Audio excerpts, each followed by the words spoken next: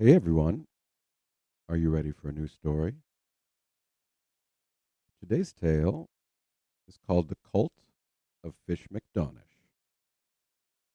But before we begin today's story, I'd like to share three of my most favoritist quotes that I frequently refer to, which I think go a long way at explaining a host of phenomena that we experience all the time. How does a lie go viral? And why is its correction not, not as sticky as the original lie? Why is the damage of a lie so difficult to remedy and reverse? Why is it so difficult to extricate a bad idea from a human mind once its cognitive teeth have already chewed on and digested it whole? Why does critical thinking seem to take a back seat to irrationality once one has developed a taste for a bad idea, especially when it just happens to be self serving or even self aggrandizing? These are hard questions to answer, but these quotes might provide some insight into the phenomena. Brandolini's law, for example, states that the amount of energy necessary to refute bullshit is an order of magnitude bigger than to produce it. And how about it's easier to fool someone than to convince them that they've been fooled? Or a lie travels around the globe while the truth is still putting on its shoes, or some variation on the theme referring to pants or boots. These two latter quotes are often attributed to Mark Twain, but those are likely misattributions. So, to be fair now, it's important to not use words frivolously or gratuitously. I think we have enough of that going around these days. So, instead of cult, we shall refer to the behavior of Phish's acolytes. Oops, I just did it again. How about sycophants? I think sycophants is more appropriate and fairly describes much of the obsequious behavior. So let's just say the cult like behavior of the Phish McDonish clan for the rest of our story, shall we? Besides, as already mentioned, this is purely a fictional story. So, defamation, for example, is a word that has been waterboarded lately due to the fallout from old Phish's behavior. There's little reasonable doubt, however, that gratuitously accusing someone of being a fugitive and a murderer, as in the case of our random tweeter, or being involved in child trafficking, in the case of Janie Nielsen, or having killed your 12-year-old sister, in the case of Michael Doe, without evidence, could easily prompt a civil suit. In fact, in the case of Michael Doe, a $7.25 million settlement was reached for such egregious behavior. Defamation is, however, historically very difficult to prosecute because of the high burden of proof required to demonstrate any tangible harm caused by false or harmful accusations. But simply insulting someone or criticizing them, that hardly rises to the level of defamation, especially when you have reason and evidence on your side. So, this sort of behavior, this leveling of accusations back against someone who has fairly criticized you, is what is called projection. Let's call it the yo mama defense. It is a very common rhetorical tactic to project onto others what you yourself are being accused of. Are you being called a liar? Simply call the other person a liar. Are you being called a narcissist? Call all of your detractors narcissists. Are you accused of defamation? Accuse everyone criticizing you of defamation. Does that sound at all familiar? Our old Fish performs these circus acts regularly these days, these sleight of hand sophistry gambits. He even posted on his social media accounts that anyone seeing his name slandered or libeled should contact the authorities immediately. Apparently, our Phish doesn't seem to like it when people accuse him of things that he thinks are unfair or unwarranted. He even has now accused someone of making a death threat against him in a tweet. But if you actually look into this alleged tweeting threat, tweeting twet, egads. Now I sound like Elmer Fudd. You'd learn that the tweet in question was simply a translation of Phish's actual account handle. It was not a death threat after all, by any stretch of the imagination. If your social media handle were, let's say, 420 Bob, one might call you Stoner Bob. That seems like a fair translation and concatenation of the police code for smoking marijuana with the addition of your name. There's nothing defamatory or threatening about that. That's how you chose to name yourself. If you tweet with the handle 187Phish, one might fairly translate and concatenate that as homicide fish. No, doesn't look like a threat to me. Looks rather like our Phish identifies himself by referring to the police code for homicide. So is anyone smelling any double standards or hypocrisy here? Maybe just a whiff? Phish doesn't like to be defamed or threatened. How odd. I thought we learned in our first story that he had accused several people of horrific behavior and criminal activity without any evidence to back it up. Shame, shame. Take your medicine, Phish. You seem to be suffering from a case of acute amnesia.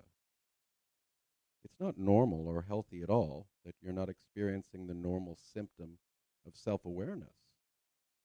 We really should expect that from you under these conditions.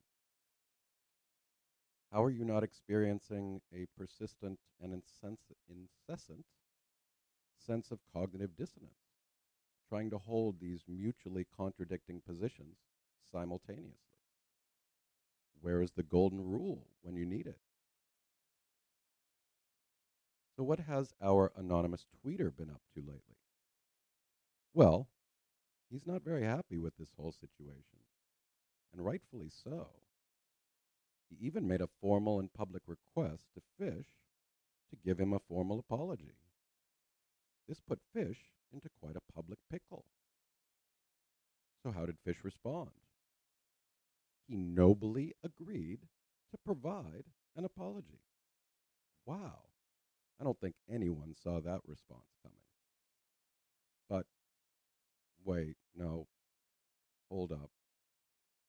The apology, oh, I see. The apology is conditional. Our anonymous tweeter will only get cookies and milk from Phish if he is willing to go on a public Zoom call with him and prove his identity and seemingly shed his anonymity. In other words, Phish continues to be dishonest. Oh well, that's disappointing. This is just our Russell's teapot phenomenon all over again, and the fallacious shifting of the burden of proof. You see, our anonymous tweeter owes nothing to anyone. He does not need to prove a negative. He does not need to prove there is not a tiny, unidentifiable teapot floating around in space. Phish needs to prove that that pot exists in the first place. And honestly, do you really believe that Phish's sycophants would accept even that public appearance? Do you really not think that they would simply claim that it was not the real anonymous tweeter, but a stand-in to fool us all? They already know that he is Byron, and no evidence will dislodge that tick at this point. So what is cult-like behavior anyway? Well, some of the hallmarks of cult-like behavior are an undying and fierce loyalty to a leader, an inability to change one's mind, a dogmatic commitment to doctrinal cult beliefs, and a aversion to critical thinking, and an inability or unwillingness to acknowledge contradictory evidence and reason. It also should not go unnoticed that much of Phish's allure has been wrapped in a lot of religious language. I'm a shinner. This is a battle of good and evil. And a lot of God bless you, Phish. You are doing God's work trying to save and find missing children. It's not at all a stretch to notice many parallels between cult-like behavior, very operative here. It is also just another strong form of tribalism. We have the McDonish tribe, the McDonish clan, and they are engaged in an epic battle of good versus evil against the heathen barbarians at the gate. The zombie apocalypse is upon us. So do you guys want to hear a reasonable hypothesis now, which might explain why so many Phish loyalists accepted this Byron charade to begin with? Why did so many who were told by Phish that there was deep meaning to be found in our random tweeters' tweets go read them on their own and feel that they too also found confirmation that there was indeed some eerie and unsettling similarities with Byron? Now, before I go further, here's my caveat. I would not be so arrogant as to claim I have any definitive proof to support this hypothesis, which is why it is merely a hypothesis and not a proper scientific theory. So that there indeed did seem to be a sort of proof of something untoward in those cryptic messages was said by many of his sycophants. Why is that? Well, it might have something to do with the well-known psychological phenomenon called priming. And you already know about this phenomenon. Have you ever heard a well-known song played for you, but with comical and incorrect lyrics laid over the top of and synchronized with the actual soundtrack? And how once you've seen the wrong lyrics, you can't help but now only hear these wrong lyrics instead of the actual lyrics. That is one example of priming. Your brain has been primed by seeing the wrong lyrics, and your brain then permits you to hear the singer singing those incorrect lyrics. On a side note, when I was a kid, I really liked a song called Blinded by the Light. And every time I sang it, I got to this one section, and I always heard revved up like a douche. I'm pretty sure that's not what the real lyrics are, but I'll never sing that song any other way.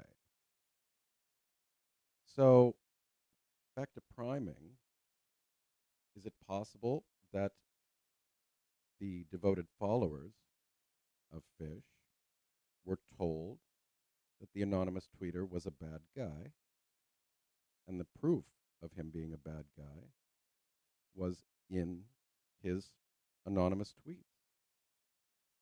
Is it possible then that those who had already been primed and accepted that premise went there looking just like Phish to find deep meaning and some untoward behavior somewhere in between the lines? So now let's see if we have any other historical and contemporary events which look similar to this seeming cult-like behavior, and even if there might be some other examples of priming. Some of you might know or even remember the satanic panic of the 1980s, where thousands of unsubstantiated reports of satanic ritual abuse ran rampant. You can see much of that same behavior alive even today in the QAnon cult, with claims of a globalist, blood-drinking, baby cannibal, and trafficking cabal running the government, with an archetypal hero working behind the scenes and collaborating with a certain noble politician to expose this conspiracy and ultimately save the children. Sound at all familiar? Another example of priming relates to an old Led Zeppelin song, which was widely purported to contain satanic references during this same satanic panic. The believers of the satanic panic were told that if you listened closely enough to a section of a song played backwards, you could hear the words, "Master Satan, serve me, and there's no escaping it." As far as I can tell, this example of priming may have come from a Michigan minister named Michael Mills, who claimed these things on a popular Christian radio station and eventually went viral. Interesting, right? So the hypothesis then is that a reasonable comprehensive explanation here might require combining a bit of our scientific knowledge in sociology and psychology, might require us to understand what priming is, tribalism, and even cult-like behavior, as well as just individual dishonesty, hypocrisy, narcissism, and ego. A bit of knowledge about these topics might assist you in ultimately coming to your own conclusion.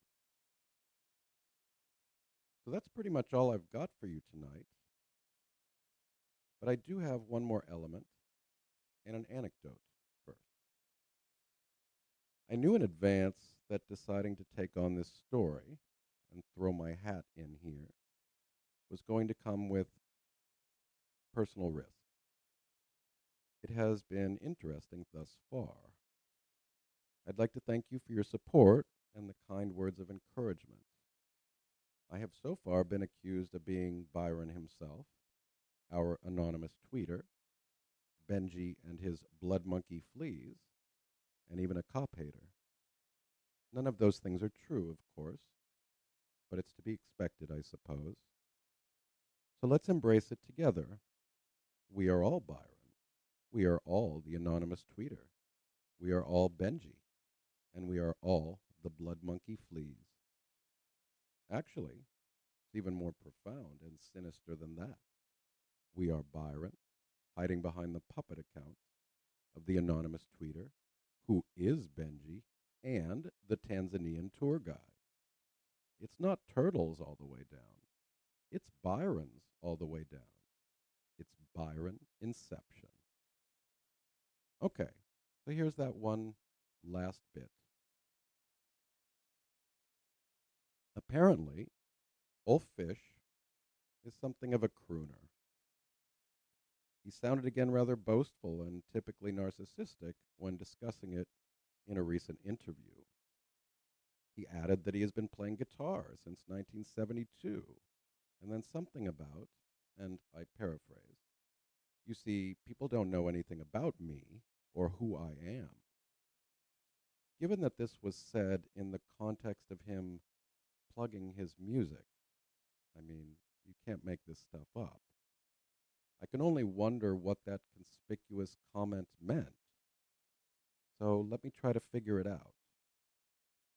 So, not only do we continue to underestimate the old shoopercop Fish and his infinite wisdom about capturing bad guys, he's also, what, a rock star?